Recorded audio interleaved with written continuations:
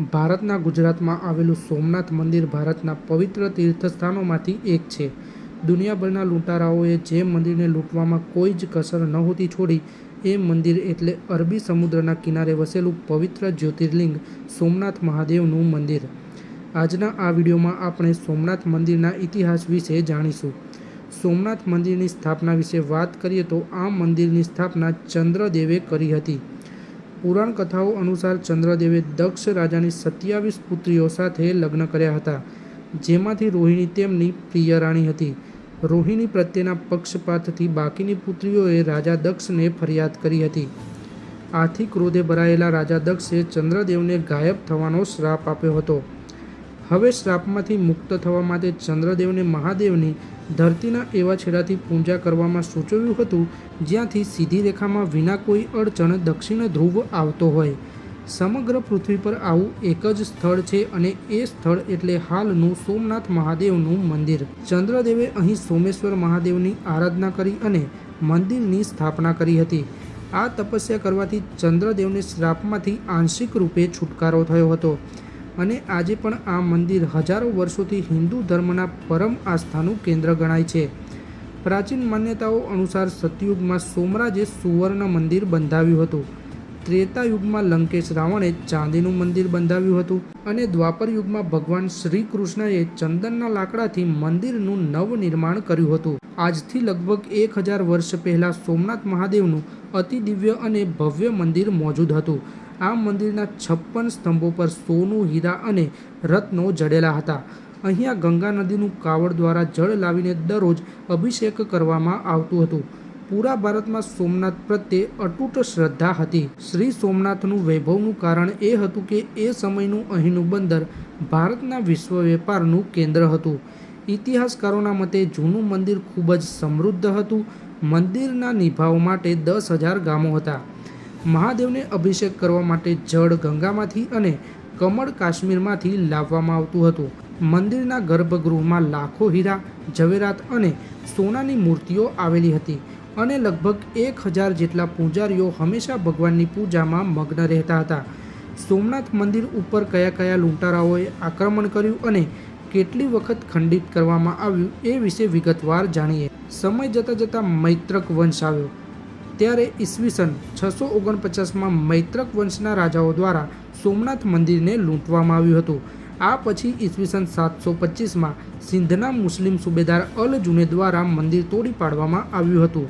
આ મંદિર તૂટ્યા પછી ઈસવીસન 1815માં પ્રતિહાર વંશના રાજા નાગભટ્ટ દ્વારા મંદિરને ફરીવાર લૂંટવામાં આવ્યું હતું. આ પછી 1024માં મોહમ્મદ ગજની પોતાના 5000 સાથીઓને લઈને મંદિરને લૂંટે છે. આ પછી સોલંકી વંશના રાજા ભીમનાથ પ્રથમે મંદિરને લૂંટ્યું હતું અને લાકડાનું બનાવડાવ્યું હતું. ઘણા બધા પુસ્તકોમાં મંદિર પથ્થરનું બતાવવામાં આવ્યું છે, પરંતુ પથ્થરનું મંદિર ઈસવીસન 1168માં કુમારપાળ દ્વારા બનાવવામાં આવ્યું હતું. આ પછી વાઘેલા વંશ આવે છે. વાઘેલા વંશના છેલ્લા રાજા કર્ણદેવ વાઘેલાના મંત્રી માધવરાવ દિલ્હીના રાજ કરતા અલાઉદ્દીન ખિલજીને ગુજરાત લૂંટવાનું આમંત્રણ આપે છે. ખિલજી તેના 2 સરદારો ઉગલ ખાન અને નુસરત ખાનને ગુજરાત લૂંટવા 1297માં મોકલે છે. આ મુસ્લિમ સેનાપતિઓ પણ મંદિરને લૂંટી લે છે. આમ મુસ્લિમ શાસકો દ્વારા મંદિરને તોડવાનું અને હિન્દુ શાસકો દ્વારા મંદિરનું સમારકામ કરવાનું કામ ચાલુ રહે છે.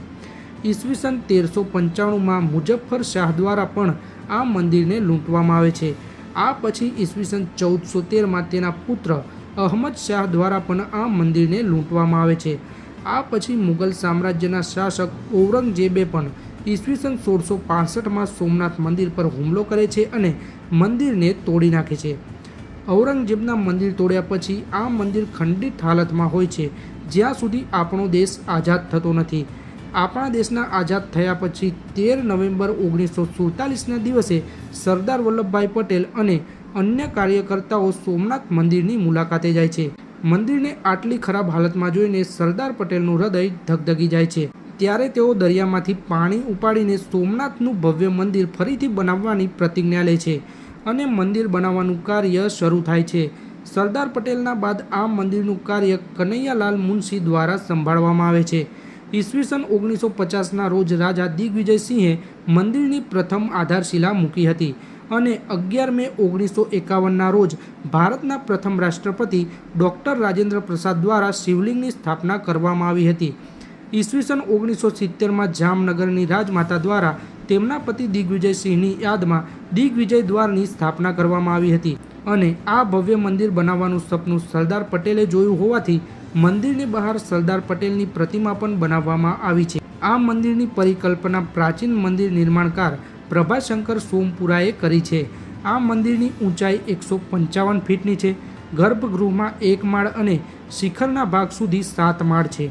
સોમનાથ મંદિરની રક્ષા માટે કેટલાય યુદ્ધો થયા અને લાખો લોકોએ પોતાના બલિદાન આપ્યા. સોમનાથ મહાદેવનું મંદિર હમીરજી ગોહિલની વીરત્વની ઐતિહાસિક ઓળખ પણ ધરાવે છે. ગજનીના આક્રમણ વખતે પાટણના રાજા ભીમદેવ સોલંકીના વડપણ હેઠળ ઉતરેલા સૈન્યમાં લાઠીના હમીરજીએ જે દિવસે તેમના લગ્ન થયા હતા એ જ દિવસે સોમનાથની રક્ષા કાજે બલિદાન આપ્યું હતું.